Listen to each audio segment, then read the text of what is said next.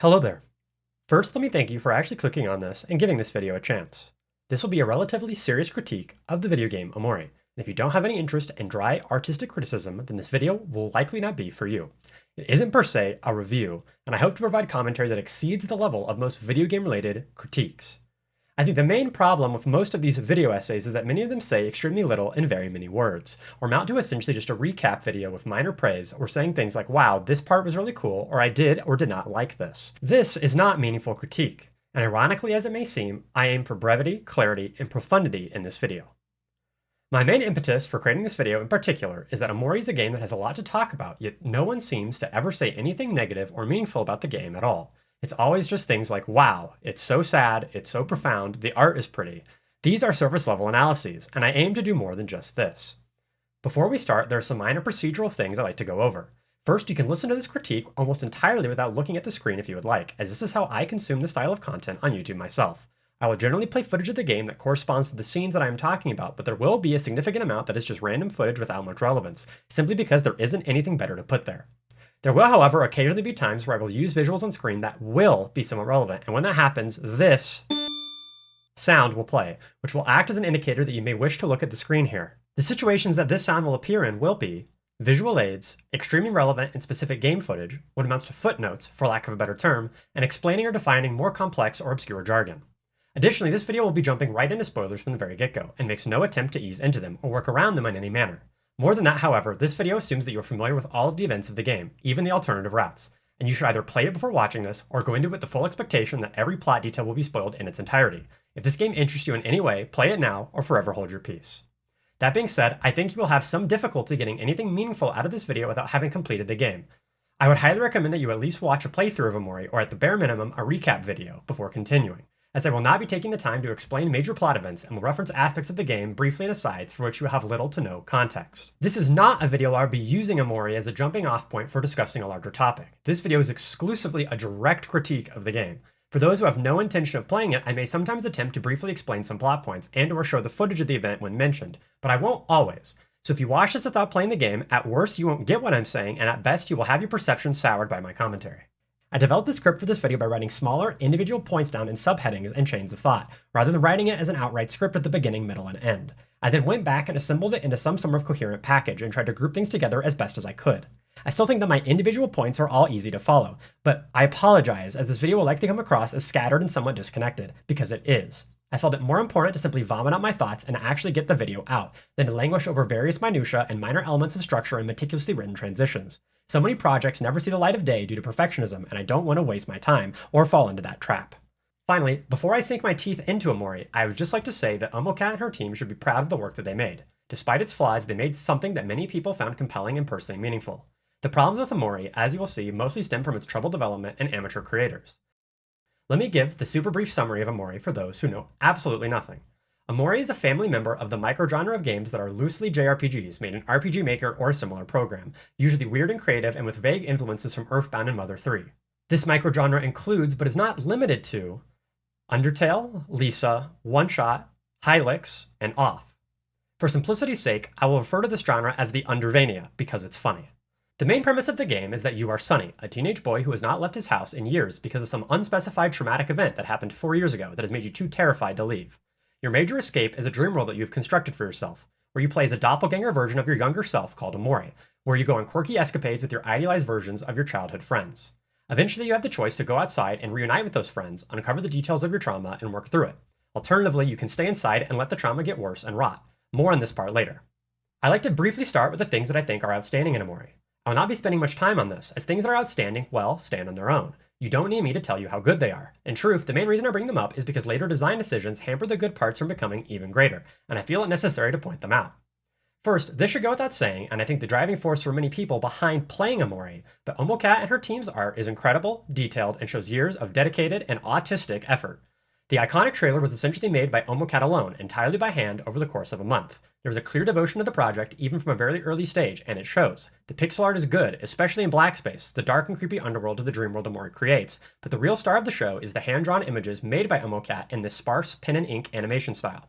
I would go so far as to say that the main reason to play OMORI is for the visual spectacle of the game alone. It's truly wonderful. Second, the main characters of OMORI are mostly compelling. with some very powerful scenes, although unfortunately the writing in the game does not always work effectively to its own benefit. That being said, this game's characters clearly resonated with people, as it has a fairly sizable fandom kind of following, like the kind where people write fan fiction about the characters, make weird inside jokes, and ship them together. That kind of fandom. Say what you will about these kinds of groups, but their existence demonstrates that audiences found these characters compelling enough to form parasocial relationships with them and to form fascinations about them. I will be talking about 4 major criticisms inside of this video. 1. Omori is a good story, but it isn't a good game. 2. Omori has a noticeable lack of direction and overall design problems that leave neither the story nor the game as good as they could be. 3. The events of the big reveal of Sunny's trauma are so ludicrous that they make it hard to take the entire game seriously. And 4. The events and writing of the real-world segments leave a lot to be desired and have various overall issues. Let me start off the meat of this critique by asking you a question. Why is Omori a game at all? This may seem like a ridiculous and weird question at first, but I'd like you to really ponder it. There's a serious point to be made here. If you had an idea for a story, it stands to reason that you would want it told in the best possible medium that you are capable of telling it in. This leads one to a peculiar question. Why is Omori a game and not, say, a comic? If you aren't aware, Omocat is a visual artist. She runs a fashion line featuring screen-printed anime-style art drawn by herself and collaborators. If Omori was just, say, a comic, it would be significantly easier for Omocat, as it would play to her strengths compared to a game. There's really only one reasonable answer, and that's that simply, Omocat wanted to make a game, and also had the idea for Omori. The problem is that these two things were absolutely and clearly not conceived in unison. Interestingly enough, I originally wrote all of this on suspicion alone, and then I found a blog post by Omocat where she straight up admits what I just talked about. Omori was not originally intended to be a game, and Omocat had the idea for the story many years before she made it a game, even having written some of it as an unreleased comic. Omori was designed as a story first and a game second, and as a result, the final product very clearly shows a delineation between Omori the RPG and Omori the story. This is the main problem with Omori. Is it a good and compelling story? I would say yes, despite its flaws. However, is it a good game? The answer is probably no. There's really no reason why Omori needed to be an RPG at all, and it actively hurts the story and the game in general by its inclusion. It's important to clarify that I don't mean Omori as an interactive story would be bad, far from it, but rather that the RPG aspects of Omori are superfluous and hurt the overall experience. Wandering around in a personally driven interactive story has obvious benefits, and parts like Black Space would be significantly worse if not portrayed through the lens that they are.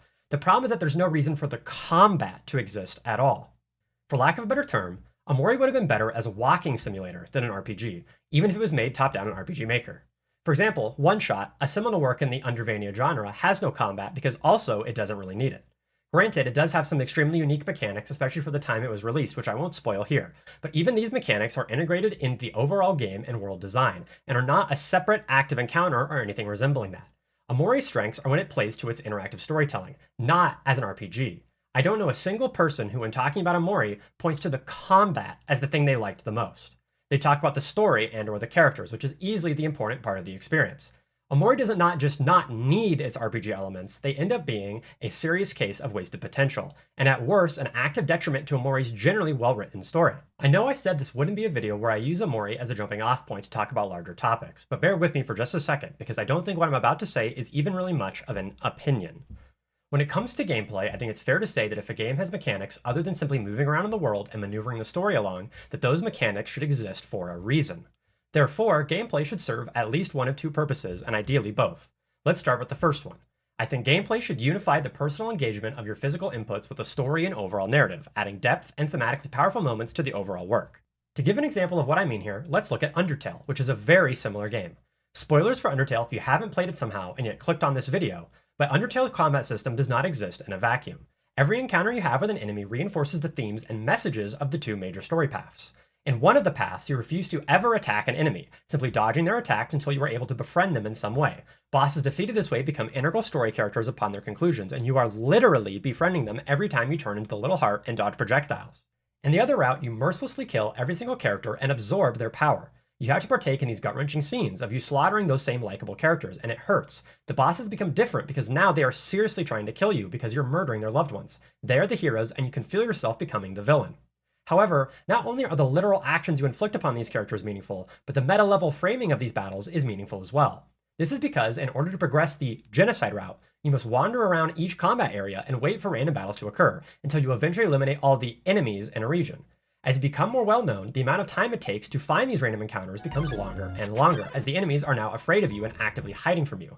The entire process is made intentionally tedious in order to serve one of Undertale's larger meta points, that you are killing all of these characters not for any real reason, but simply because you can, because you want to see what happens, you want to see the genocide ending without any thought to the consequences it will have on the people living inside of this world. The tedium exists to prove to the player that they aren't even doing this because it's fun. There's not a single combat encounter in Undertale that is truly irrelevant. Every single one has an underlying purpose to the narrative in some capacity, and every action you take is tied to the outcome of the story. Now let's look back at OMORI. Without exaggeration, every single actual combat encounter in OMORI is completely and utterly irrelevant to the game's progression and plot. I emphasize actual here because there are times where, using the combat UI and systems, you have a story sequence that is disguised as a fight with an opponent. This notably includes the something monsters on the stairs, the Basil fight in his room, and the final fight against OMORI in the main route. These are not real combat encounters, as you cannot win these fights. Your interaction with them is limited to pressing the few commands that the game gives you, and doing this is the only way to progress the game. They require no skill and are glorified cutscenes. I'm also grouping the fights in the real world as among these cutscene fights as well. Every single one of these real-world fights has no meaningful interactivity or strategy. In these, the emotion system is completely gone, and you only have one skill outside of guard available for each character. All you can really do in these fights is attack and use the handful of items that are available to you. This makes the fights nothing more than a check on how many of the odd jobs you've completed around town, which give you the money necessary to buy the healing items required to tank through the boss's attacks. This is literally it. While these fights may give the illusion of being more real than the explicitly cutscene fights previously mentioned, this isn't actually the case. Winning or losing these fights has no effect on the outcome of the story at all. After you lose one of them, you may or may not receive 1 or 2 lines of dialogue of the enemy relishing in their victory, but then the story proceeds with no other differences. In my playthrough, I never even figured out that you could do these odd jobs at all, and after a certain point had literally zero chance of winning. Even if I had found out about these jobs, however, I wouldn't have bothered, especially since the odd jobs are even more pointless tedium. Once I realized that winning or losing the fights made no difference, I simply mashed the spacebar to attack, never guarding or healing, so I could die as quickly as possible and actually move the story forward. Thankfully, I only figured this out after the Aubrey boss fight in the church, which is one of the best cutscenes in the game, which is unfortunately also disguised as a fight. This fight in particular demonstrates how these scenes really should have just been cutscenes. As if I had simply mashed through this and lost, I would have completely missed the most important and powerful scene in Aubrey's real-world arc. These combat encounters in the real world are especially pointless, even compared to the dream world fights. The dream world fights are wastes of time, but at least they make use of all the available combat mechanics, and are required for progression, which makes them ever so slightly less of a waste of my time. I will go into this more later, but considering how relevant the hooligans are to the rest of the story, the amount of time tediously wasted in these fights is ludicrous. And it's especially bad because unlike the something fights on the stairs, these are not telegraphed as being gimmick fights that are actually cutscenes. To get back to the point, however, the actual boss battles and mob fights in OMORI, the ones taking place in Dream Space, are completely and utterly pointless. There's no larger point to fighting Mr. Jossum in an underwater casino. Especially when OMORI has extremely memorable sequences inside of Black Space with monstrous opponents, it makes little sense why these dungeon fights exist at all, when major fights against more of the traumatic imagery would have been way more appropriate, more easily accomplished, and make more sense. OMORI's combat doesn't really have a need to be there at all. It doesn't add anything to the experience of the story. Maybe you think that some of the boss fights are memorable. I don't agree, but let's operate under that assumption. Even if the boss fights are nice audiovisual displays, they don't justify the literal hours of tedium fighting random mobs throughout the game world that have no importance whatsoever, and the time you spend in the dungeons with humor you may or may not find grating or funny. If you absolutely had to have these dungeons, and wanted to use them to establish the quirky charm of the dream world, the dungeons would still be way better off without any combat, and with more stuff like helping the sous chef bake the cake. It would add more humor to the game, take less time to develop, and better establish the whimsical nature of the Dream Space adventures. In my opinion, the undisputed best part of OMORI is the Black Space sequences. These sequences are, in my opinion, just a better version of the Yume Nikki experience. I don't mean this as a dig to Yume Nikki by any means, and please don't take it that way. Rather, what I mean is that Yume Nikki's most defining characteristic is walking around in a bizarre and often creepy dream world. For better and for worse, these sequences are left completely unexplained, even by the end of the game. Worse yet, the dream sequences are essentially directionless, leaving the player aimless until they really try the various items they have ad nauseum in different locations. Even assuming the smartest possible player, who completes the entirety of the game, they are left without any real explanation or catharsis for the bizarre imagery by the end of the experience. Therefore, Yume Nikki at its absolute best is incapable of amounting to anything more meaningful than a collection of interesting pictures with some loose themes and recurring images. I want to make it clear that this is not necessarily a bad thing, and many great films, for example, do just this. However, Omori's black space sequences are all directly related to the plot of the game, which allows them to be more than just interesting audio visuals. Black space is essentially Yume Nikki plus story, which is already in and of itself a great concept for a game that is completely standalone. If this part of the game had been completely fleshed out and focused on from the start, the experience would have been significantly better in my opinion. Unfortunately, as we get into shortly, this was very clearly not the case. For being such a story-driven experience, both the events in Omori's story and how it tells it end up feeling extremely scattered and underdeveloped in certain places. A lot of this, as we will discuss shortly, is due to the game's troubled development and it being a Kickstarter, but I won't analyze the why here, simply the problems that it causes. On a macro level, while Omori does have alternate endings, I think it's fair to say that the only real ending is the true ending where you confront all of your friends with the trauma, evidenced by the fact that it's the only ending to have actual original cutscenes drawn for it by OMOCAT, and very clearly the most amount of time put into it. The rest of them are the equivalent of when you take the wrong path in a choose your own adventure book and go to the page where you get crushed by a rock and die. A relatively pointless, unsatisfying ending without denouement or satisfaction. This is particularly unsatisfying for Omori, as the neutral and bad endings have potential to be so much more than they are, something I'll get into later. The only real choice from the game is to open the door for Kel, but refusing to open the door is very clearly not the intended path, and has significantly less content, direction, or really any point to its inclusion at all. I cannot be the only person whose primary motivation for continuing to play Omori was the mysteries the game presents, such as the keys, the character interactions in the real world, Sunny's hallucinations, and black space.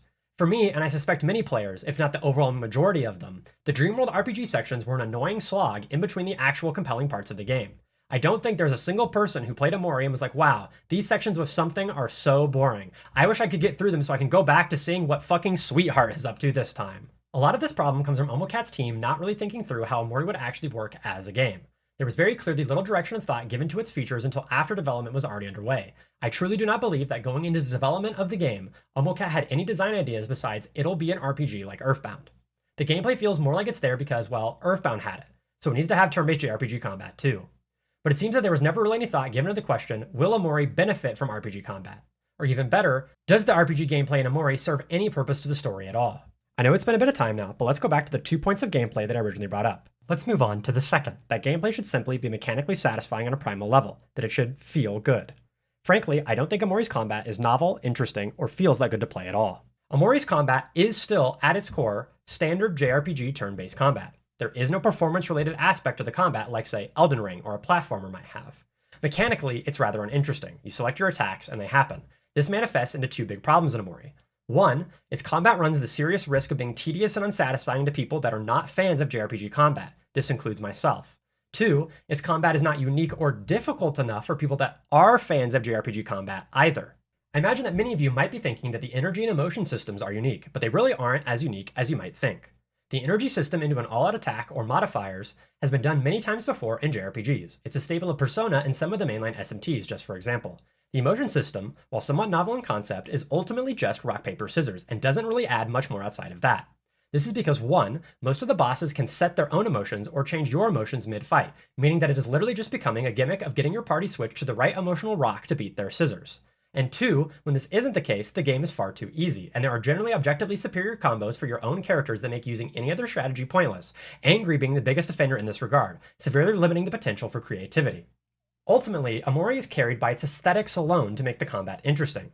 OMOCAT's animations for various attacks and interactions are quite pretty and satisfying to watch play out. But imagine for a second if Omori's combat had no animations and no art, just text alone on a black screen. Would there be anything memorable about it at all? Compare this to something like Elden Ring. If you fought Melania in a featureless room, where both of your models were just simple humanoids with no underlying details and using developer textures, the combat would still be a ton of fun. It would still be satisfying to learn the attack patterns, to dodge at the right times. The same absolutely cannot be said for Omori. I like to move on to the second part of this video that I brought up earlier, namely number 2, that Omori has a noticeable lack of direction and overall design problems that leave neither the story nor the game as good as it could be.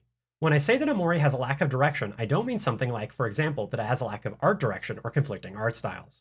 What I mean is that the game was not created with an overarching vision in mind, until very likely late in development. Omori appears to have been largely cobbled together from various bits and pieces as opposed to something intentionally designed and assembled. While a little of this can be attributed to just general incompetency, the overwhelming reason why I think this is the case is because of the team's decision to make the game into a Kickstarter. I don't for a second believe that the team had bad intentions when creating Kickstarter for Omori, contrary to what some cynics might believe. Ultimately, though, making it a Kickstarter was a terrible, terrible decision, and the root of the majority of the problems with the final product. This is because when you make a game through Kickstarter, you accept two very serious conditions upon your work. One, you are now expected to follow through on the promises made in the initial description of your Kickstarter, and two, you are expected to release the game within the originally specified time frame. Now, if you are already halfway through your game's development, you have already settled on your mechanics, your scope, and you aren't adding any new features or new story elements, then this can be a great deal. This is actually what Toby Fox did with Undertale. In his Kickstarter post, he basically says that the game was halfway done, and that it was going to be finished regardless of the Kickstarter's outcome, and that the reason to fund the project would be that it would get done faster. However, it is extremely clear that very little development work was actually completed when OMOCAT first made the Kickstarter. The game was barely out of the pre-planning stage, and they were already making time-intensive promises like having 8 dungeons in the final product. They hadn't explored the scope of the engine, the game, and weren't even 100% sure what they wanted to do with the story. OMOCAT got way ahead of herself when she promised all these things, and unfortunately, most people are not going to be sympathetic online when you cannot deliver. In hindsight, a lot of the problems with the Kickstarter are visible from the very beginning. OMOCAT at the start of this project was nothing more than a visual artist, and certainly not a game developer. The project had a small team of similarly inexperienced staff with little or no development experience, and as a result, many amateurish choices were made that eventually led to unfortunate problems. In particular, OMOCAT wanted way more features and detail than was reasonably possible, due to not knowing how much time it would actually take, and ended up choosing an inferior engine with RPG Maker, which even at the time was outdated, primarily documented in Japanese, obtuse to work in, and comparatively deficient in overall features, especially over something way more suited to her and her team's level of programming ability like Game Maker Studio. There are more things you could talk about, and I'm sure plenty other things that arose that we don't publicly know about. Now, there's absolutely nothing wrong with being an amateur game developer. Everyone starts out somewhere, and amateur game developers figure out these kinds of problems as they go. The problem is that she put up this project on Kickstarter way too early for someone at her experience level. As a first-time game developer, you will be bound to make mistakes and develop inefficiently, wasting a lot of time in the process. That's okay, it's how you grow. You will lose a bunch of time, but all that means is that your game will come out later. You're free to do things like totally remake the game in a newer engine 2 years down the line, like OMOCAT's team did, and you can change major aspects of the game and cut stuff out with serious little consequence. However, when you start a Kickstarter, each of these delays now becomes a serious problem when the backers are expecting the game released in a timely fashion. For reference, OMOCAT originally claimed that OMORI be released in early 2015, despite essentially just starting development by April of 2014. The team had no idea what they were getting into, and suddenly had to deal with the reality that they would not be able to meet fan expectations. And to their credit, they did the right thing. They sat down, shut up, and silently got to work without saying anything to the fans. After all, you don't want to tease development updates when the game's content is still such in flux. However, OMOCAT's team had to work with this constant anxiety over their heads that the fans will be mad at them likely no matter what they do, on top of trying to realize what they think the project should be at all. At some point, OMOCAT and team aren't the only people who have a say in how the game turns out. Now there is the nebulous concept of what OMOCAT thinks the fans want, that is commanding a much larger directorial influence. Now take this with a grain of salt, as I am speculating here, but I think my speculation is well founded. This means that eventually OMOCAT's team was railroaded into development decisions to fit what they thought the fans thought OMORI would be like, even if it was to the detriment of the final product. So even if they really wanted to change some aspects, they likely didn't think that they could. This also means that if there were obvious deficiencies in the story or gameplay, such as, for example, the Hikikomori route being underdeveloped, the team would end up thinking, we're 4 years behind schedule already, and we don't even have the main path developed. There just isn't enough time to spare on this. I guarantee that this phrase or something like it was uttered many times over the course of OMORI's development. On top of this, even as late as 4 years into the game, they still had very little idea about what they wanted to do with the story.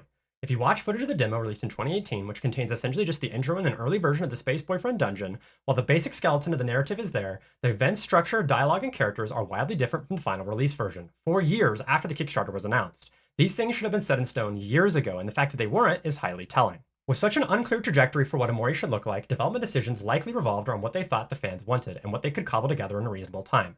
Many aspects of the game are designed simply because the Kickstarter promised them, long before they really thought of what the promises were supposed to accomplish in the overall work of art. The best example of this is likely the 8 dungeons. They conceptualized 8 ideas for dungeons that they promised in the Kickstarter with these wacky, zany encounters before even deciding what the story beats involved in these dungeons would really be, or what the larger intent was. When priorities shifted, they already had some of the content made, and so like I said, they cobbled it together. I'm willing to bet that they made the skeletons of various dungeons in Dreamspace before any other content, then eventually figured out what they concretely wanted to do for the main story path, and worked on that main path to around 70% completion, before finally going back and filling in the gaps with the dungeons of Dreamspace content they had already made. Even if this wasn't the exact process, there was clearly a delineation between the development of both parts. I think a good indication that this isn't really just empty speculation is how 2 of the Dreamworld bosses and many of the Faraway Town fights are just stand-ins for the developers or their friends. This made a lot more sense in 2014 when they thought they were just making a small little project, but it doesn't make so much sense in the final release. The fact that these encounters were left essentially unchanged speaks volumes. It's one thing to have tiny little Easter eggs and developer stand-ins like the annoying dog with Toby Fox's work, but having hours and hours of the final game center around characters that amount to nothing more than irrelevant cameos speaks to a clear lack of direction and a rushed development. This may sound a little harsh, but considering how little relevance the dungeons and their interactions have on the game's overall story, it shows that there was zero vision for what to actually do with Dreamspace story-wise even early on, and they either couldn't think of anything to change it with, or more likely felt that they were too far along to part with it now, especially with how delayed the game already was. Now, don't get me wrong, I understand that the point of Dreamspace is to show that Sunny's coping mechanism for the trauma is OMORI and his whimsical adventures, but I don't think that all 4 dungeons were necessary to establish this. This is pretty clearly established by the time the prologue finishes. As such, the dungeons serve no thematic purpose and even worse, actively waste your time for no reason. Without even getting into the combat encounters, there are numerous examples you can mention, like for one, having to ride down Humphrey multiple times on the raft in his dungeon, and also the time spent fucking around in Sweetheart's castle, particularly in the courtyard. Ultimately, one is left with the significant feeling that OMORI the RPG and OMORI the story don't just feel divided, but barely interact with each other at all. With the exception of the absolute finale of the story, no real-world events impact Dreamspace events and vice versa, which seems exceedingly bizarre. There's very little that happens in either the real world or dream world that bleeds over into the other for the majority of the story, outside of overcoming your fears, and none of the Dreamspace dungeons or characters have any thematic or narrative implications. While I'm not saying that OMORI should have spent his time in Dreamspace exploring Denial Castle and Guilt Casino, even something as tried as that would have probably been better than what we got. It seems fairly apparent to me that the aesthetics of OMORI were developed far before they actually had an idea of what to do with it on a gameplay level, and the specifics of the plot. From the very beginning, OMORI's development focused on its strengths, namely omocast designs and art, but particularly the duality and conflicting aesthetics of the cutesy Dreamspace from the original trailer and demo juxtaposed against the something images and the creepy blackspace stuff. This is not bad in a vacuum, and when OMORI gets its dissonance right, it gets it really right. Some scenes are great at making everything in the dream world have this underlying anxiety and sinister feeling to them. There are a few scenes that stand out here in particular. One of these happens at the end of the second day, when Hiro and Kel stay over at your house. As OMORI is the mirror version of Sunny, when Sunny's at his most happy he has been in years, finally reuniting and have his sleepover with his old friends, OMORI's at his absolute lowest point. Upon arriving in what I'll call the Rainbow Cat Room, the typical music box motif is not present, and neither are your friends. When you exit the room, a different, ominous music track plays instead of the usual one, and upon going back to the playground, no one is there. And you can even play by yourself like a super lonely kid going down the slide and swing by yourself. And you can even play hide and seek with the mirror in an exceedingly pitiable display. This culminates in one of the most memorable and interesting scenes in the game, where Dreamspace Mari helps you overcome your fear of drowning and then cryptically moves you along a foggy lake before poignantly telling you to forgive yourself and then disappearing. Eventually, Mari comes back in her usual save device capacity, but it's clear that it's no longer the same iteration of Mari.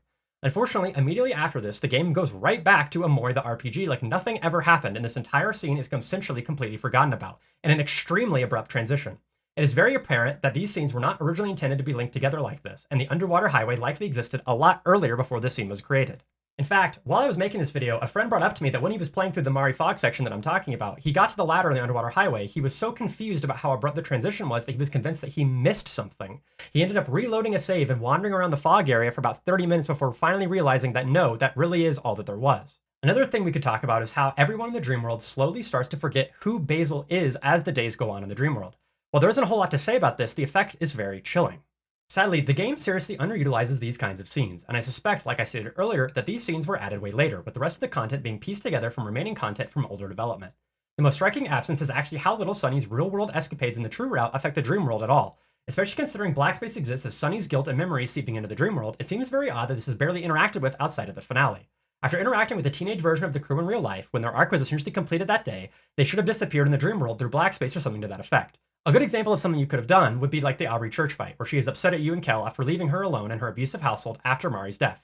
Then when you go back in the dream world, you have a scene where Aubrey is dragged off by something into Blackspace, all while she is pleading with you not to abandon her. On this note, the way that Blackspace is used is confusing and contradictory, and bizarrely underutilized given how important and memorable the scenes in it are.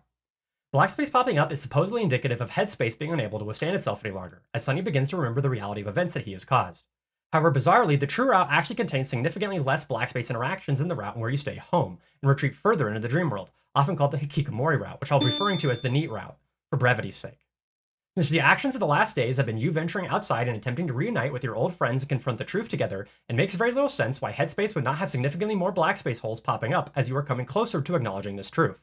You have clearly been confronted with more of the reality of the situation each time you venture outside, and sure, this would have had some effect upon the world. Because of this, it makes equally little sense for the dungeons and Headspace sections to be nearly identical in both the true and neat routes. As Sunny explores more and more real life and quells his delusions, the dungeons should be getting more and more invaded by something, and more Blackspace sections. In fact, it only makes sense for the dungeons to happen the way they do, completely innocently and obliviously, in the neat route. These black space details also lead to what appears to be a fairly large plot hole. Now, the existence of a plot hole does not immediately invalidate a work or anything like that, but it is still a problem that is worth discussing.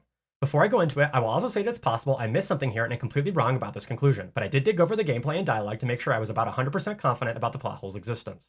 The main reason I bring this up is because this plot hole is critical to the foundations of the game's story, yet I have not seen anyone talk about it in anything I have watched or read on the game.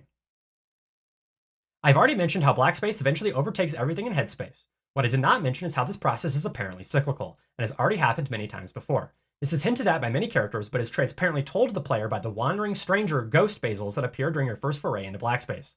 They say the following line. "You are here again, dreamer. To what do we owe the occasion? Are you running out of time? This place has changed a great deal since you were last here. Will you be able to find your way back, or will you finally lose yourself? You have hidden yourself away again. Hopes, dreams, aspirations, do they mean nothing to you? Each time black space starts to leak through to the rest of the dream world, the world is reset, although this reset is merely a bandage to the eternal problem of Sunny's unconfronted guilt, as hinted at by Daddy Longlegs. Thus, the world is doomed to be reset time and time again. The catalyst for the opening and expansion of black space is always Basil, who is the biggest reminder of Sunny's guilt. In order to reset the cycle, Omori must kill or remove Basil in some way, as the instance of Basil that exists during a loop starts to know too much. This is stated outright by the same wandering Basil ghost, as such. I deeply wish that your friend's soul is born uncorrupted. We know too well what fate will befall him otherwise. A second line states, the flower boy who is closest to the truth, whose eyes glow a eerie red. I have seen what you've done to him before, and I pray that you don't find him again. In case these words are too cryptic, I will help analyze them for you here. The first line where he says that he hopes your friend's soul is born uncorrupted, he means that he hopes that Dreamworld Basil is reset into a form that does not have any memories of what they did to Mari, and what reminds Sunny of what he's done. He is obviously concerned about what will happen to him if he is reborn that way. The second line refers to Basil as he appears near red space, or near the end of black space, where he's completely reminded Omori of what he's done. This can be seen in the true ending, where Basil is standing outside of the window where they hung Mari's body, telling Omori that there's something out there, and that they should go together to face it. After this point, the red hands appear and drag Basil off, before he screams for you to help him and that he's sorry for reminding you of what you two have done, before you stab him and kill him where he stands. Together, the two lines clearly describe that this exact scene is played out in some capacity many times before, leading to a reset of the world by Omori. Every cycle involves you venturing into black space, killing the incarnation of Basil that is trapped there, and resetting the world. If you're wondering why so many of the black space encounters revolve around Basil dying through various horrific means, it's because these scenes are replays of Basil's death in previous cycles. The plot hole arises once you realize that this scene where you kill Basil only happens in the true route, and not in the neat route. After you kill Basil in the aforementioned scene, Omori ascends the red throne and Sunny wakes up, implying that dream space has been reset. But when you go back into white space the following day, it appears that dream space has no longer been able to hold itself together, as the door to it is gone, and you maneuver through white space as Sunny for the first time, even seeing Omori there as a separate entity. The dreamer, aka Sunny, is no longer able to maintain the facade of living as Omori, and in this scene you unscrew the light bulb containing the remainder of black space that hangs in white space and smash it, destroying your delusions and accepting the dark realities that black space hides. This then leads into the scene where you piece together the photos containing the reality of Mari's death and confront the truth, before Omori tries desperately to keep himself and dream space alive by attacking you, the dreamer, with both literally and with words. The problem with this is that these events make no sense. If Omori successfully kills Dreamworld Basil, then another cycle should have started, and the world should have reset then and there, and dream space should be completely fine once again. This is made even more odd by the fact that in the neat route, you instead save Basil from something in the red hands, but then your saving of Basil directly leads to a scene where you explicitly reset the world. Weirder yet, you attempt to save Basil in this scene not as Omori, but as Sunny, using the real-world something battle skills, meaning that Sunny is conscious of the reality of the situation here and isn't using the Omori persona to acknowledge Basil and his guilt. This contradicts all the other information that we have been given. If the facts are to be believed, then the opposite should be happening in each route. In the true route, you should be saving Basil as Sunny, as he's the reminder of your guilt, and then going through the door together to confront what you really did in regards to Mari. In the neat route, where you wish to protect dream space at all costs, you should be eliminating this instance of Dreamworld Basil that knows too much, and resetting the world. The two events don't make any sense in the routes that they appear in, and seem to better fit the opposite route than the one that they do. In case you are unclear or unsure of what I'm saying here, let me give you another example. This sequence of events is confirmed even more by a hidden character in the deeper well called the Branch Coral. It appears to know far more about the details of dream space's structure and the past than the player does. When you ask about your lost friend, who is Basil, he says the following. You would like to know more about your lost friend?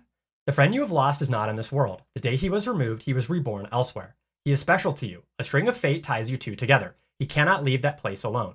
To retrieve him, you will have to remove yourself as well, but in a way that is natural for this world, for headspace. This journey is nearing its end. You already know what you have to do, dreamer. When the Branch Coral says this, that the friend is not in this world and reborn elsewhere, he is clearly referring to how Basil is no longer present in dream space after seeing the picture of dead Mari and summoning the whole to black space, and is now reborn exclusively inside of black space. The next line reinforces already known facts, that Basil is special and ultimately tied to Blackspace, that no matter what, he will remind you of your deeds and bring about Blackspace's return. The branch portal then explicitly states that you will have to go into Blackspace yourself and retrieve him. When he says that you will have to remove yourself from this world in a way that is natural for Headspace, he is referring to how you will have to explicitly enter Blackspace yourself by jumping into the hole in Basil's house. Finally, the branch portal tells you that your journey is nearing its end and that you already know what you have to do, Dreamer. By referring to you here as the Dreamer, he is also explicitly talking to Sunny, not Omori. This line is a little cryptic, but I believe it clearly says that Headspace is reaching the end of its current life in the cycle, and that if you wish to retrieve him, you know what you will have to do, aka accepting him and confronting the truth, or killing him and trying again. With all of this knowledge I've just talked about, it seems undeniable that the events in both routes don't make sense, and should be taking place in the opposite routes that they do. Now, it's both possible and somewhat likely that the dialogue for the Blackspace characters was added far closer to the end of development than the two scenes of killing or saving Basil were, and merely became an oversight. But the fact that these Blackspace characters do not contradict one another, and constantly reference the series of cyclical Basil deaths, makes this oversight a little peculiar. As surely with all of these dialogues, it seems apparent the developers must have made this lore intentionally and is unlikely to be a coincidence. It's ultimately impossible to know why this plot hole exists, but I'll put forward a very simple hypothesis that I believe to be the truth. I believe that the reason that these scenes were swapped is simply because OMOCAT wanted more people to see the assets and scenes that had the most work put into them, as the majority of players will only complete the true route. This has probably become obvious to them while playtesting, and Steam achievements back up the idea. 52% of players of OMORI have reached the true ending, but only 19% have seen the neat route ending. The true route scene where OMORI kills Basil and then ascends to the Red Throne has a bunch of unique assets in it, including a full original cutscene. The neat version, however, consists mostly of reused assets and is clear which route had more work put into it. I have suspicions that these images for the true route were designed somewhat early in development and that the lore from the Blackspace characters was added far later, and they either did not realize that they ended up contradicting themselves or intentionally did it for the reasons described above. Continuing on, as it's recently come up in this discussion, I believe it's as good a time as ever to start addressing the problems with the neat route.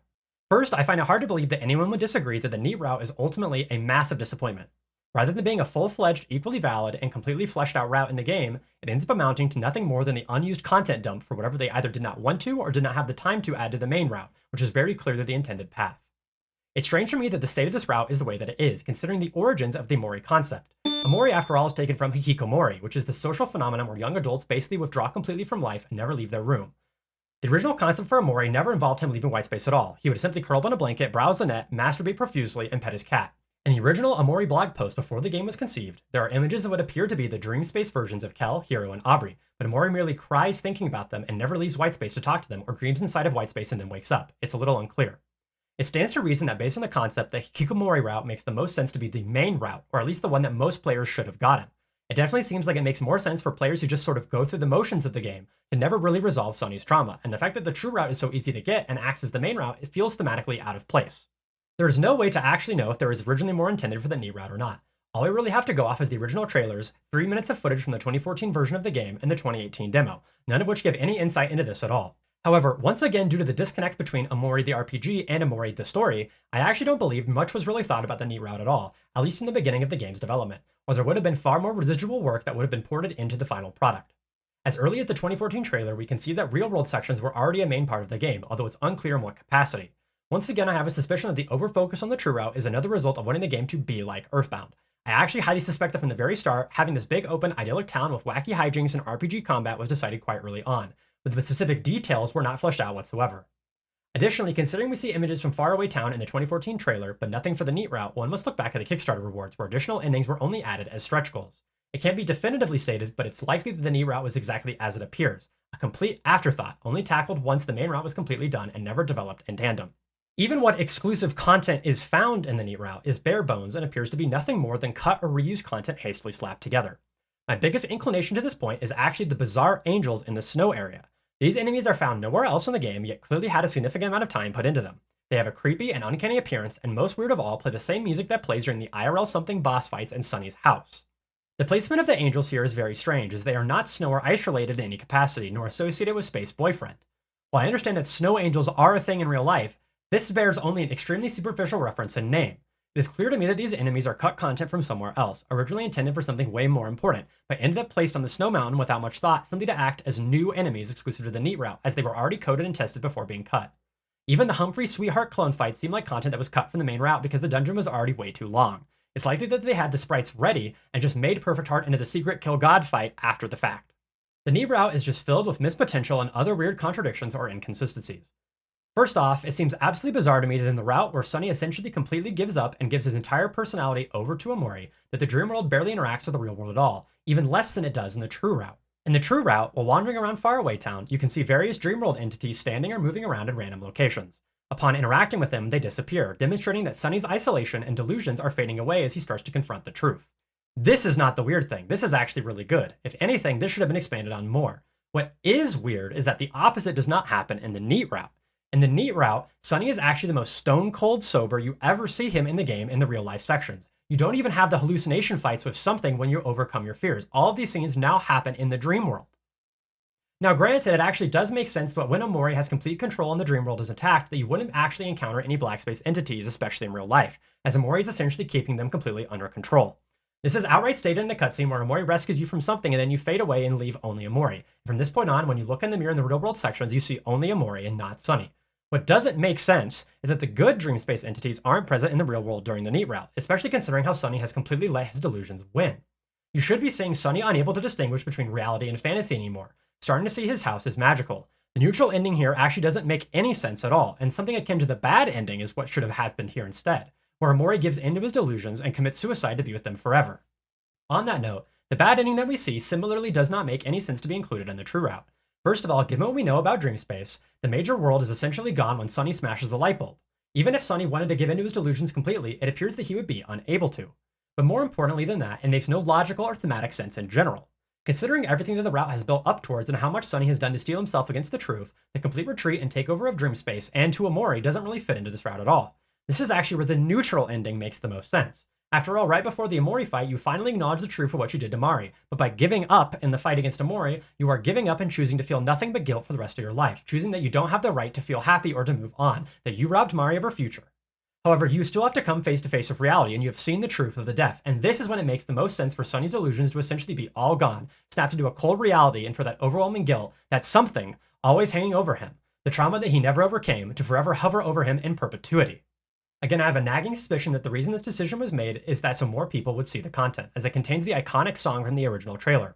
I don't think this is a good enough reason to justify the bad ending's inclusion in the true route, however, and it's wholly unfitting with every action you've taken in that route and the established events. Furthermore, the bad ending is lazily implemented even in the true route, and potentially cheap. It's entirely both possible and plausible that players would get the bad ending unintentionally, without doing anything that would contradict Sunny's growth in the real arc. This is because, bizarrely, the Omori fight doesn't work like every other cutscene fight in the game. Rather, it ostensibly appears to be a real fight that you can actually win. You have access to all of your skills and are actually capable of dealing damage to Omori during this fight, and Omori shifts into different phases when more damage is dealt. After you lose, there is no unique cutscene or unique interactions. You instead get the standard game over screen with nothing to visually indicate that this is actually a choice. That selecting exit or continue is a vitally important decision. As this fight against Omori appears to be a real fight, it's not unreasonable to imagine that someone would select exit here to reload an earlier save so they could see if it's possible for them to adjust their skills or equipment or something to that effect, and then get unceremoniously dumped into the bad ending. On a similar note, the Hangman game's outcome should be the opposite of how they are now. Since you only acknowledge Mari's death in the true ending, that should be the one where you fail it and see the dead body, and the neat ending should never reveal the truth at all. Especially when the keys generally leave holes to blackspace events, and blackspace should be seeping in more and more in the true ending, that should be where you collect all of the keys, and the collection of the final key would lead into the sequence where you find all the photos of Mari's death and piece together the truth.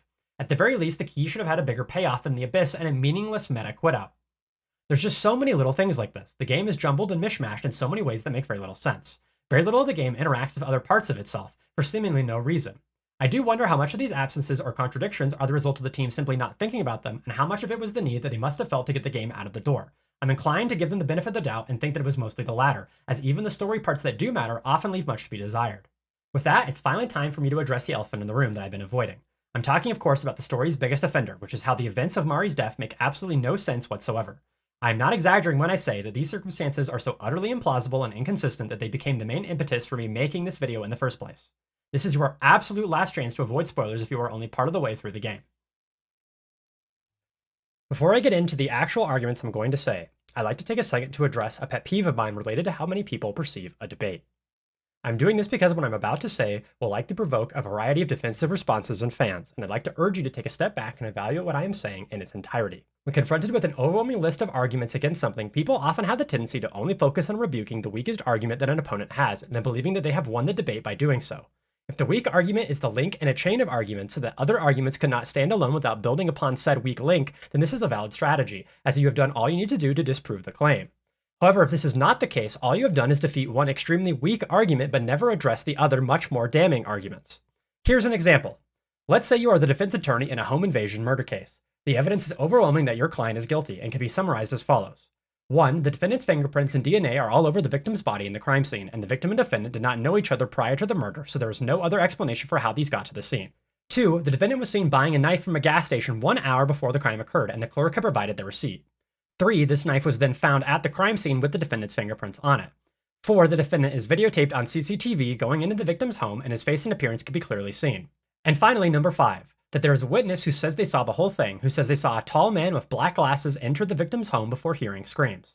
If you were able to successfully prove that the defendant's glasses were bright pink and not black, then you would be able to discredit the witness's statement, but not the other far more stronger evidence. Ultimately, this evidence is still overwhelming, and even if you absolutely demolish statement 5, it doesn't mean anything whatsoever if you don't also disprove statements 1 through 4. So many people, whether by deluding themselves emotionally or by arguing intentionally in bad faith, somehow believe that they have won an argument because they are statement 5 disprovers. This could not be further from the truth, and is extremely annoying to have to sit and listen through. I cannot stand when people do this, and the reason I'm pedantically explaining this now is because I would like you to keep this in mind as you listen to what I'm about to say. Most of the arguments I will raise, I believe, are strong enough on their own to entirely dismiss the possibility of Mari's death making sense based on the events shown, independent of other factors. You may find yourself able to disagree with one of my points, but I think you will have trouble ruling out all of them, and especially when put all together, the evidence I believe is overwhelming. Some of my points are stronger, and some are weaker. If you think that you have an objection to the weaker, more circumstantial complaints, then I urge you to object to the more concrete and critical points first. The last thing I will say before we start is that if you, for whatever reason, are going to have issues with hearing discussions of medical fatalities, deaths, and the gruesome details involved, as well as realistic depictions of dead bodies after certain causes of death, then you should skip ahead to the time on the screen shortly. You will unfortunately be missing most of the most damning arguments, but that is your choice. I already know that many of you are likely rolling your eyes that I'm going to be spending so much time on this. I can see why your initial reaction may be to view this as a nitpick. I can already imagine the comments that I will get saying some insane cope reasoning for how the whole thing actually does make sense, or that the literal events of Mari's death aren't the point, but rather Sonny's guilt surrounding them. The guilt part is true, do not get me wrong. I understand that overcoming the guilt is the point of OMORI's entire narrative. What I don't agree with are those who claim that the literal circumstances surrounding Mari's death are largely irrelevant to the game's story and impact. Up until the very last moments of the game, the player is kept in the dark about just what Sonny did to Mari to make him so emotionally broken. You get hints of these events, but the entire climax of the game centers on the player discovering these facts for themselves. Unraveling how Mari dies is the biggest mystery in the game, the big hook that keeps you playing, and the moment the entire story revolves around. The reveal of Sonny's involvement is without exaggeration the most important scene in the game, and making sure this supposedly tragic and realistic death is portrayed elegantly is vitally important to the game's success, as without it being believable, the punch is taken out of the story and it seriously hampers its emotional impact. So no, as a result, it's actually extremely important to the story that these scenes are done right. I absolutely cannot understand those who don't think that the implausibility of the scene really matters that much at all. As I've already mentioned, discovering the truth behind Mari's death was the main force keeping me playing in the first place. That's why it was so upsetting to me that the events are as ridiculous as they are, as the reveal broke my suspension of belief so hard that I can no longer take the story seriously. I cannot be the only person who was utterly confused at the events that took place, and once the scene was over, thought to themselves, wait, what? That's it?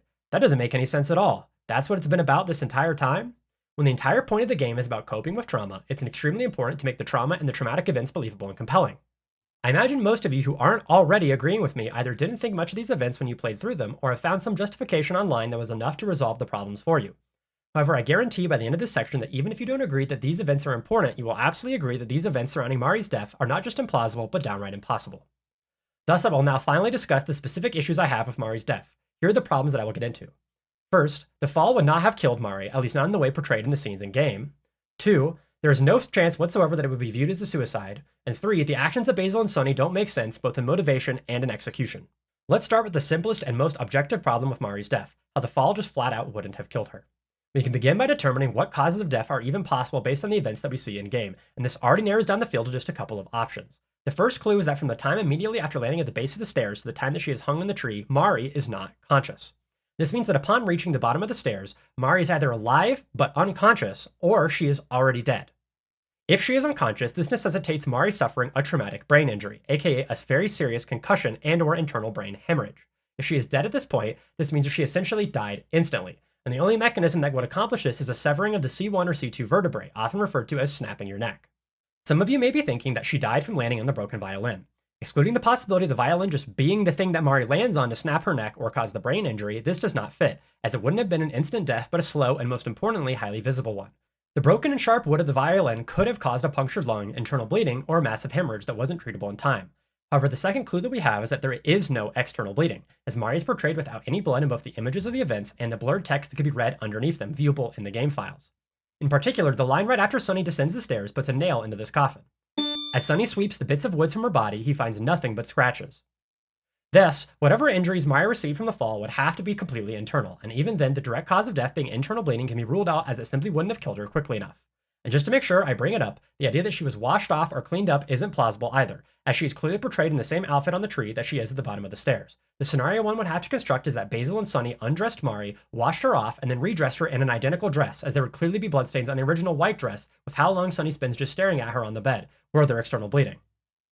This scenario is so ridiculous that I won't even humor it, especially when nothing of the sort is hinted at in any way. This kind of behavior is something a Columbo villain would try, not the actions of a panicked child.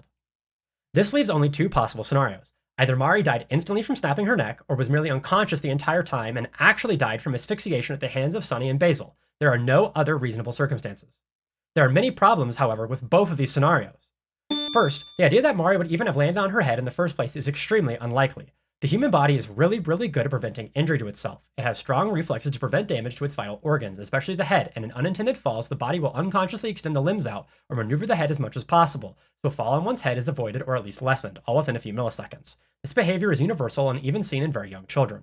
If the brain senses that you are falling, the body will instinctively try to land as safely as possible. If you've ever, for example, fallen off a skateboard or a longboard, or went over the bars on a bicycle or motorcycle, you will know exactly what I am talking about, as generally the most common injuries from such accidents ends up being fractured wrists or broken arms from the force generated landing on the limbs in an unfortunate way. Second, let's look at the actual likelihood of Mari dying from a fall statistically. Approximately 1 million people a year are treated in the ER for America for injuries sustained from falling downstairs. Out of those, only 6% of those visits ended with the patient admitted into the hospital, and out of those 1 million, around 1,000 to 3,000 are considered fatalities. When it comes to death from falling downstairs, the recorded fatalities stem from the victim either having inhibited reflexes, an extremely weak constitution, other underlying health conditions, or a combination of the three. This is why the overwhelming majority of deaths by falls are old people, who have neither good reflexes nor a strong body. In fact, in the literature I could find, the only deaths from falling downstairs from people under 40 were the result of either extreme health conditions that prevented the person from catching themselves or due to a copious amount of alcohol found in the bloodstream. If Mari had been portrayed in the game as extremely frail or disabled in some capacity, then this scenario could be a little more believable, but there's nothing said to this effect. It's established that Mari has a bad knee from a volleyball injury, but this wouldn't really affect her ability to reflexively cushion the fall, as she's clearly falling backwards and the first thing that would touch the ground would be her hands and back. Maybe if Sunny did a big boss judo takedown on her and threw her head straight into the ground, she might not have had time to react, but this clearly does not happen. Even more problematic, though, is that even with older incapacitated people, the death recorded from falls downstairs still aren't the result of a neck snap. What actually happens is an old person gets a serious brain injury with the brain bleed from a bad fall, and there's no one there to take them to the hospital in time, usually dying days after the fall actually occurs. In other cases, the shock of the fall triggers another health condition like a heart attack. Even the frailest adults don't die of a neck snap from a fall down the stairs, as the mechanics of a neck snap simply don't match up with the injury we see Mari receive. Remember, it's called a neck snap, but it's actually a severing mechanism that does the lethal blow. One could think of it as the vertebrae being ripped off the body as opposed to being smashed or knocked against something. Thus, the main way people die from a neck snap is from things like car whiplash in a major accident, where the neck is near instantly rocked backwards and essentially tears off. The other common mechanism is either people getting knocked into the ceiling head first, or falling like completely perpendicular to the ground straight onto the head, which are both actually the same injury. When you fall onto the head like that, the head and neck can only hold so much force, but there are still forces coming down from the body onto the head, and the body thus crushes the vertebrae in on themselves towards the head. Knocking in the ceiling of a vehicle was the same mechanism, just in reverse. The kind of fall that Mari took wouldn't have caused the same type of injury, but even if they did, think about the insane forces that would be necessary to die from this kind of injury. People get in much worse accidents all the time, especially in car crashes, without instant death, yet somehow we were supposed to believe that there's a mere fall down the stairs is capable of doing so? Even the idea that the force generated from the fall would be powerful enough to cause unconsciousness to this degree in someone of Mari's age is somewhat ridiculous. Not only that, but the spine is there for a reason, and generally these kinds of injuries can be cushioned by the rest of the spine. In fact, injuries to the cervical spine of the C1 and C2 vertebrae make up just 2% of all spinal cord injuries, and not even all of those 2% of injuries result in death. There's really just no way that this would have resulted in the injuries that it did. However, let's assume that somehow it did. Due to the reasons above, the only possible scenario for Mari's death ends up being the aforementioned serious concussion, followed by a death from asphyxiation from the jump rope. The instant death scenario just doesn't make any sense at all. Even if we can assume that due to some contrivance, Mari was unable to catch herself with her hands first, For a completely healthy young adult to even get a serious concussion from this injury, aka one with unconsciousness that lasts more than a minute, from this level of force alone is ludicrous, and result in very apparent and visible injuries. Assuming she did hit her head, it would likely be no worse than what one might expect from a football concussion. The human body is more resilient than one might think, especially in one's youth. As an aside, I'd like to briefly bring up something that I will talk about more in depth later. One of the major overall criticisms that I have of OMORI story is that the characters are way too old for how they act. It's important to remember that Sunny and Basil are supposedly 12 when the fall occurs. Now, I'm not saying that someone knows everything they're going to know when they're 12 years old, but these two are definitely old enough to know that you can hear someone's heartbeat through their chest to check if they are alive or not, and they should know how to dial 911 on their own. I suppose it sort of makes sense for Sunny to be in too much of a catatonic panic to do anything, although I'm not sure I buy that he wouldn't have at least checked her pulse. It actually makes more sense that it would be one of the first things he would do. What I don't buy is how he's supposed to believe that Basil has the rational faculties and steel resolve to cover up a murder, but wouldn't have thought to at least make sure that Mari was actually dead first. Furthermore, I find it a bit unbelievable that the fake suicide cover would be the first thing that these kids would think of doing. Not panic calling 911 or incorrectly performing CPR on Mari or something, but to cover it up as a suicide. Remember that these are 8th graders. They would have the ability to think this kind of thing through, especially Basil, who is consistently portrayed as good-natured and caring of others. There's also the problem of the police response. Regardless of which death scenario you look at, Mari's death would be instantly suspicious. If you aren't aware, there are 2 methods of death by hanging, a drop hang and an asphyxiation. Drop hangs actually kill by snapping the neck in the manner that we've already talked about. The problem is that a drop hang requires a very significant distance of a drop to perform, around 4 to 6 feet minimum, and that's assuming it works perfectly. These are almost always done in executions by trained executioners for this very reason. They are not used in suicides, and couldn't have been used in the situation that they set up, as the tree is simply not tall enough. Suicides by hanging are almost universally self-strangulation, where you tie the noose tight enough and hop off a step stool, and then you asphyxiate, unable to let yourself down from the noose. Unfortunately, death by asphyxiation has a notorious postmortem appearance, resulting in blue skin and lips, and the blood vessels in the eyes bursting. Most notable, however, is the obvious dark ligature mark that would appear around the larynx, necessary to cause the death in the first place. Remember that the heart doesn't pump blood after it dies, so in the event of a snapped neck, there would be suspicious absence of these markings, a direct indication that the person was already dead. Death would be instant, so any other wounds that would otherwise have been present will only bleed out as much as left in the heart, so there would be minimal, if any, bruising, and there wouldn't be any of the telltale signs of death by asphyxiation. There are different and essentially opposite problems that arise from the unconscious to asphyxiated route. In this scenario, because Mari would not actually be dead until she is strangled on the tree, there would be bruises, bleeding, and ligature marks causing her strangulation death, and most importantly, the head injury that would have caused the concussion.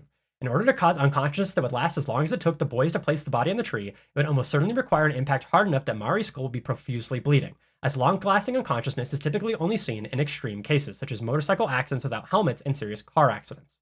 Since she would still be alive here, the various serious bruises would have the time to pump the blood into the injury sites. We can also assume that any injury sustained from landing on the broken violin would also be bleeding profusely, both externally and internally.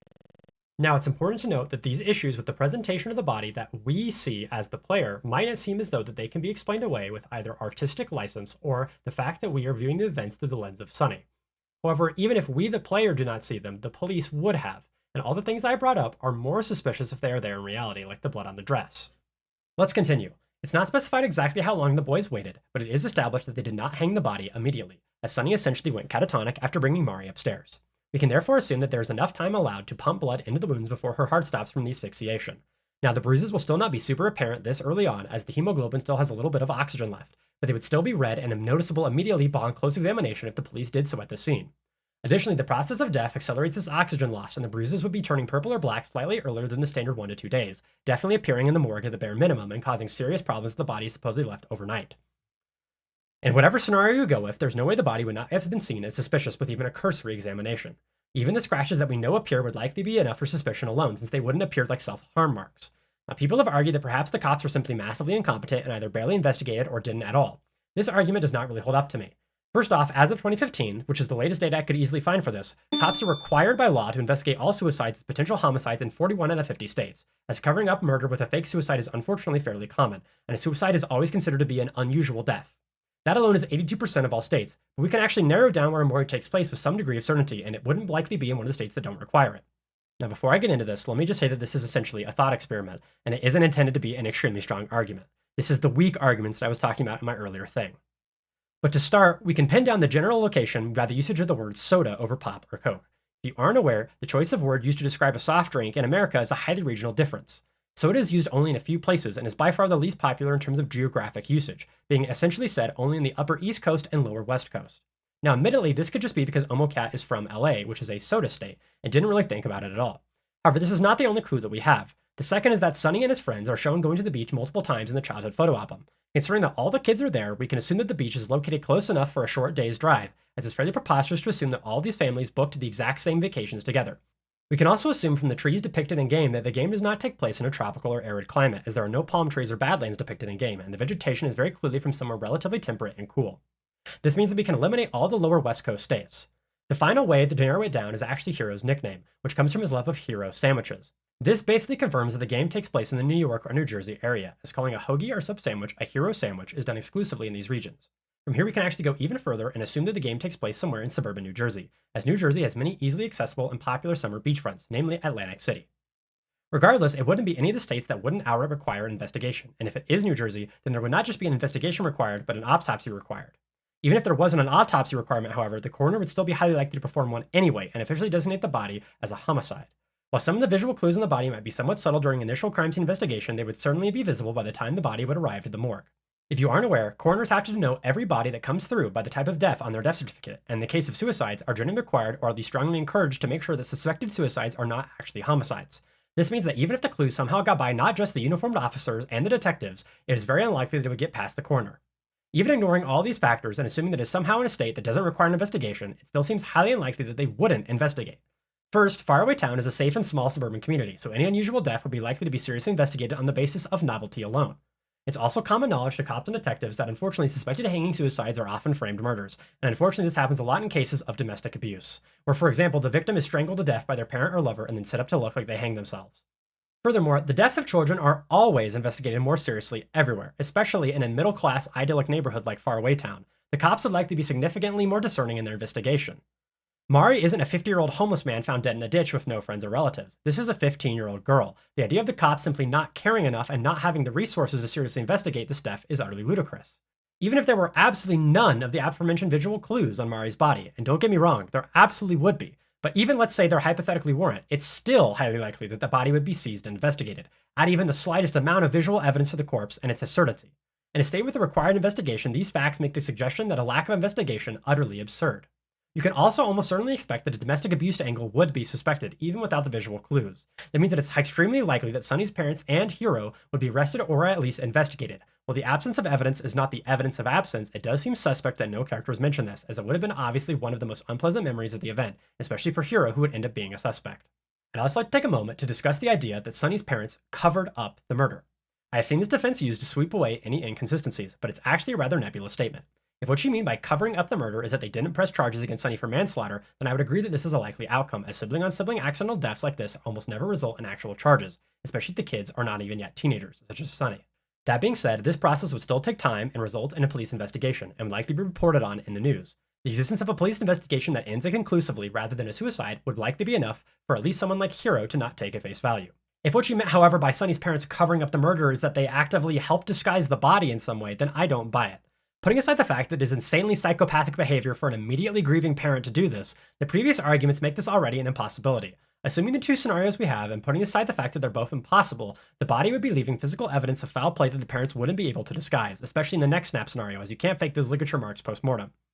In the asphyxiation route, you could try and put makeup on the bruises, I suppose, but this seems unlikely to convince the police and coroner and would be pretty apparent upon closer inspection, not to mention the reasons I already said, like the police like investigating no matter what. I do, however, believe that there's no way that Sonny's parents wouldn't have known that he did it at some point. Eventually, Sonny's parents are going to ask him what happened to the violin, and they would find out what happened to at least that aspect, and become a little more suspicious due to how violently the violin was destroyed. Moving on, I have another admittedly weaker point I'd like to bring up, but it's still something that bothers me. Many people have brought this point up already, but I do think it bears repeating, even if only to address the arguments I hear surrounding it. How did Basil even know how to tie a noose in the first place? There really isn't a suitable answer for this, and I've yet to hear a convincing rebuttal. The two copes that I've heard for this is that Basil knew how because he had suicidal tendencies himself, or because he knows how to tie them because he hangs flowers from his ceiling. The suicidal tendencies angle is nothing more than scraping the bottom of the barrel from fan headcanons. There's absolutely no suggestion in game that at this point in time, before Mari's death, that Basil is anything but blissfully happy. There's no evidence whatsoever that he is depressed in any capacity, and this argument has no basis in reality. As for the flower pot tying hypothesis, skipping over how this is a ludicrous stretch of the imagination, Basil will not know how to tie a noose from hanging flower pots. First, most decorative rope hanging is something more akin to a net, which is a specialized type of macrame knotting that doesn't resemble a noose in any fashion. The other method of hanging a flower pot from rope would require tying 4 or more loose rope strands together, either attached to some sort of hitching spot on the pot, or with the ropes going underneath the pot and then tied up top. First off, this would require a bend knot, which is used to join 2 or more ropes together, rather than a hitch knot like a slip knot or something similar, that is used to attach a strand of rope to an object. A noose will not tie 4 or more strands of rope together. Granted, there are likely ways that you can make a bend knot that results in 1 or more long strands left over that could be used and then brought up to hitch to a ceiling hanger or something similar, although I don't know, I'm not an esoteric knot tying expert. However, 1, you wouldn't need to do this at all in the first place, as you could just place the bend knot on top of the hanger hook and it would hold up completely fine, and 2, you still wouldn't use a noose to attach a single strand to the hanger hook. This is because a noose is designed to tighten when the person's weight is applied to the bottom of it. Pulling down on the loop will tighten the knot towards the coil. This doesn't work in reverse as far as I'm aware. If you were to put the loop at the top and then hang something down from it, while it will not become untied, it won't have this mechanism. This means that there is no real advantage to learning or using a noose-like knot to accomplish this task when there are far simpler and easier to remember hitch knots, like a clove, bowline, or half hitch. And these would be what you would find in the first pages of knot tying books, especially for kids, or what an adult would teach to him. This is also without even going into how using rope to secure a pot as opposed to wire and hangers is excessively difficult, unnecessary, more likely to break or fall, and since Basil cares about his plants, it stands to reason that he would be using whatever is as secure as possible rather than white girl macrame knotting that you could find on Instagram. Moving back on to a stronger point, I think it's also ridiculous for Basil to suggest this idea in the first place. It's well established that Basil is an anxious, soft, kind, and emotionally sensitive boy. Without exaggeration, the most bottom-coded character I've encountered in gaming, potentially even in all of fiction. Knowing this, it makes no sense that Basil of all people would be one to not just suggest the suicide framing, but essentially direct and execute almost all of it himself, with Sunny in a complete trance and just doing whatever Basil tells him to do. This is unironic psychopath behavior, and it's completely out of character for Basil. While it would be an uphill battle for you, I could maybe be convinced that Hero would suggest such a thing and be able to see it through, but Basil is the last possible person I could see in this game doing such a thing. The only possible justification I could see for this is if Basil was, say, romantically in love with Sunny and didn't want him to go to jail, but this is never implied outright in the game, and despite my inclinations, I refuse to prescribe headcanon fandom ships with any sort of evidence. It is definitively stated that Basil and Sunny are really important to each other, however, this appears to be more a result of their connection together with Mari's death, and these feelings arise after the incident, not before. While I think there are some vague implications that Basil and Sunny were closer to each other than the other friends were before Mari's death, there's nothing indicating that it was so strong that Basil would do it simply out of the necessity of helping his closest friend. Finally, I'd like to talk about the unclear timeframe and circumstances of the death itself. From what I understand, it is established that the death happens on the day of the recital, although we don't know what time of day it exactly happens, just that it happens before the recital. This brings up some logical problems, especially with regards to where his parents are in this scene. The first thing that we can rule out is that there's absolutely no way the parents were home at the time. This is because the noise generated by the commotion would be far too loud to ignore. This is a little nitpick to lead into a larger point, but for Sunny's violin to end up as broken as it was in the picture, it would have required immense force by Sunny to completely smash it like he did, far harder than just an idle throw down the stairs. It wouldn't have completely collapsed like it did. Sure, the bridge might come off, it would get dinged up, the strings would go out of tune, or the pegs might not work right, but it wouldn't be completely split in half. That would require you to essentially slam it as hard as you could into a wall. If you don't believe me, go outside and grab a large stick, and then see how hard you have to whack it against something else for it to completely break apart. This means that there is a minor paradox. Either the events that caused the violin to break are inaccurate, or the picture we see of the damaged violin is inaccurate. Regardless, the noise generated from the violin breaking would likely have been extremely loud, and not only that, Mari was pushed down a wooden staircase in an old creaky home, and the parents' room is right next to the stairs. They couldn't have been in the living or dining room or outside, as they obviously would have seen the boys drag the body outside. This means that it's almost a certainty that the parents were not home at the time of Mari's death. If the parents are waiting for Sunny and Mari at the recital, with the assumption that Mari would be driving them there, then it would mean that Sunny would have to have called his parents and be the one to tell them that Mari hanged herself, and successfully convince them of this, which I'm skeptical he's capable of doing. The reason why Sunny would have to be the one to tell them is that Sunny would inevitably have checked up on her on some point in the day, since she has to be the one to drive them to the recital. It wouldn't make any sense for Sunny and Basil to just be in bed and not notice Mari dead and not show up to the recital. It also seems unlikely that if they were out just running errands or something, that Basil and Sunny would be able to realistically feign ignorance of Mari's death, especially so quickly after the event takes place. Realistic reactions to grief are not very easy to pull off, and I don't think Sunny or Basil has what it takes. I also don't really buy that these two survived a police interview without cracking, even the ones that they would give to kids. I also don't buy that the parents or friend group would buy it either, as it seems like they would be totally out of character for Mari to do such a thing, especially without a note. It also stands to reason that, again, Kira would likely suspect the parents of abusing her, if nothing else. Finally, I'd like to add that I think the worst part of all of this is that the ridiculousness of the death scene could have been avoided, I think, quite easily. To start, if the death really needs to play out in a similar manner to how it does currently, why not just have Sunny push Mari out of the treehouse? A part of me actually wonders if this was originally intended to be the case, considering how many black space events and CGs there are revolving around this treehouse, and how it makes a lot more sense for Sunny to be there when he is pouting about not being good enough, as it's more of an isolated location. Pushing Mari out of the treehouse to her death, while still a little bit of a 1 in a million accident, is still significantly more likely and believable than how it plays out in game, mostly due to the fact that a fall directly on the head from that height could have at least reasonably caused a neck snap. Second, I'm not sure that the fake suicide angle would even be necessary to accomplish the themes of the story, and would likely even be more powerful as a story of repentance or forgiveness. It was known from the very start that Sunny did it on accident and that it wasn't a suicide. Much of the real-world events in the story could have focused around finally accepting the group's forgiveness, which provides a much more believable reason for Sunny to actually come outside in the first place right before he leaves, since he won't have the chance to atone ever again. Granted, the big problem with this is that it would require major differences in Basil's character and arc, as while he would almost certainly have trauma over seeing the broken and dead body, he wouldn't have the guilt that he lives with now. If you wanted to keep Basil's guilt in the story, you could change the accident to something that would have required both of them, like let's say being on an ATV or snowmobile and running her over, or a sled, or any sort of multi-person scenario where Basil distracts Sunny in some way to cause the accident or shares responsibility. It might be difficult, but I still think that adding the forgiveness aspect would add a lot of potential for profundity inside of the game, and avoid the various problems with having the death be caused by the stairs. Regardless, I think the situation as it is now is completely unbelievable, and the game suffers for it as a result.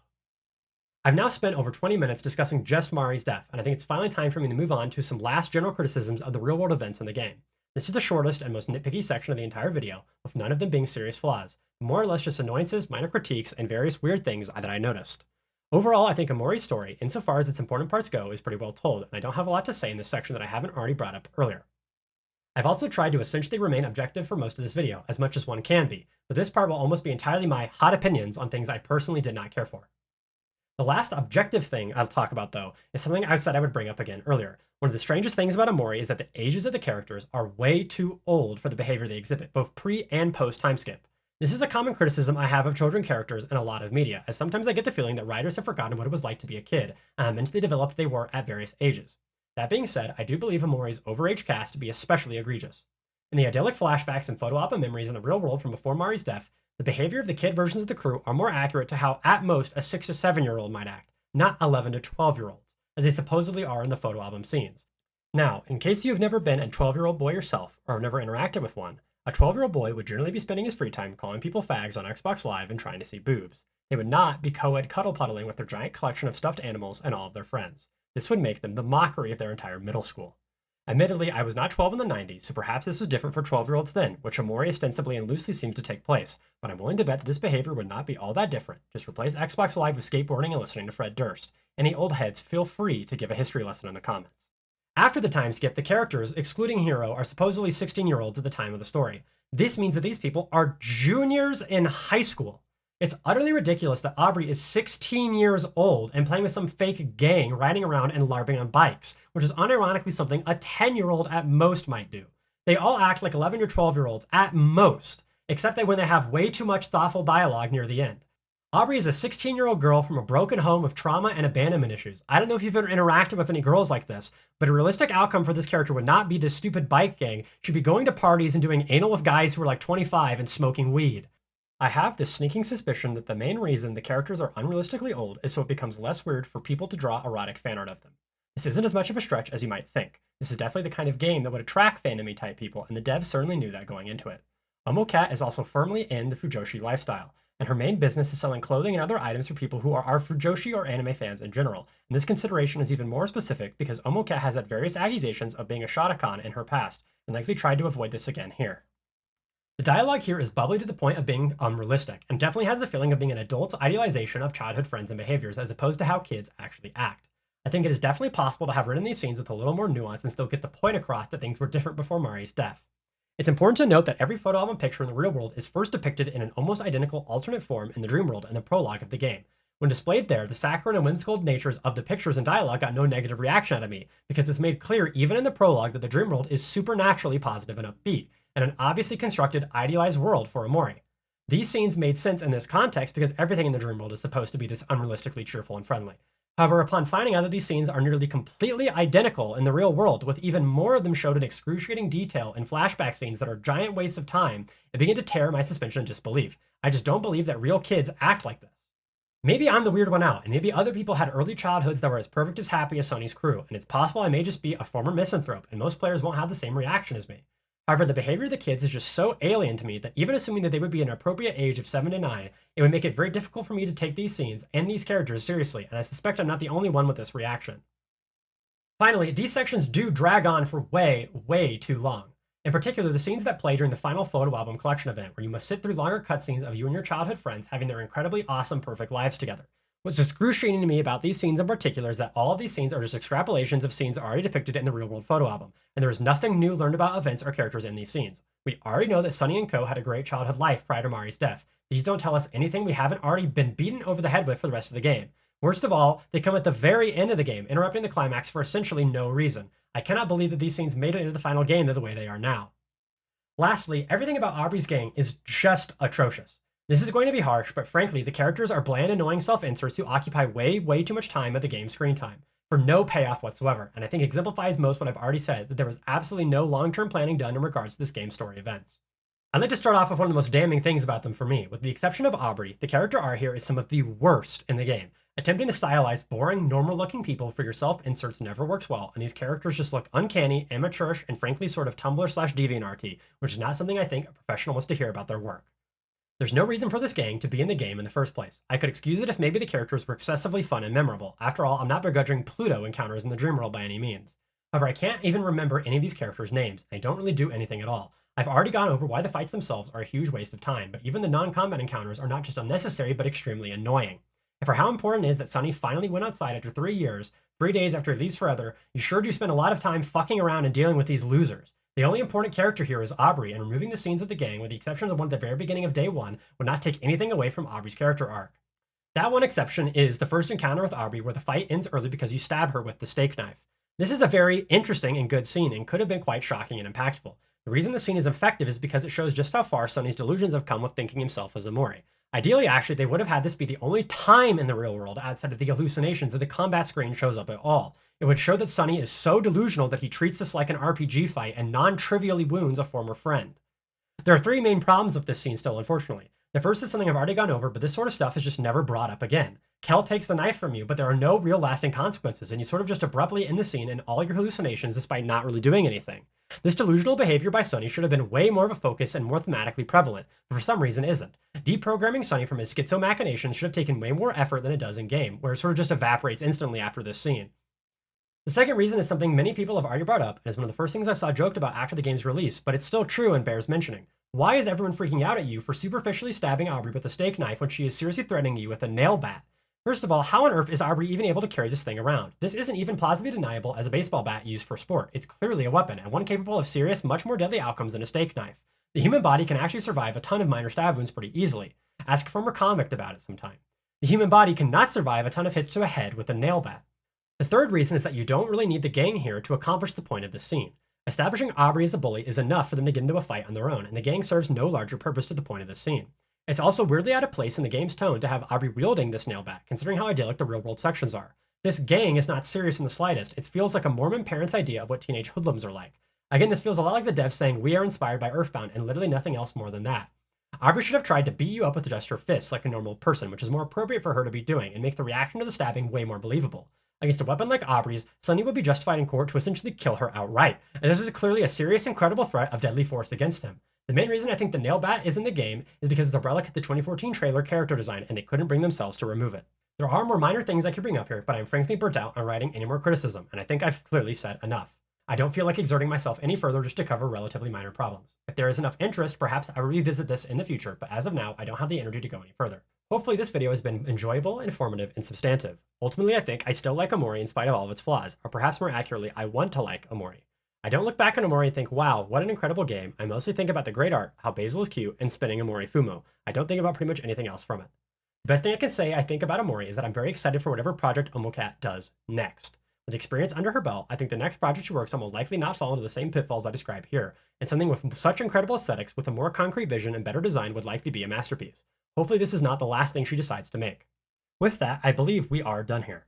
If you did enjoy this video, well, I know you hear this from every YouTube creator in the world, commenting, liking, and subscribing does help the video's analytics quite a lot. This is because these criteria are more important than even views when it comes to what pushes the YouTube algorithm to recommend the video in the sidebar, and the success of a channel is more or less dependent on whether or not it becomes blessed by the algorithm in this regard. While I made this video out of passion, there is a significant amount of work involved in making videos like this, and if you want to see more content like this from me on different games, helping boost the channel's popularity or providing feedback would help immensely in motivating me to do so. Given my schedule and other priorities, it's hard to justify the amount of effort I'd have to spend on this without a moderate audience who will appreciate it. Regardless, thank you so much for watching, and I hope you enjoyed it.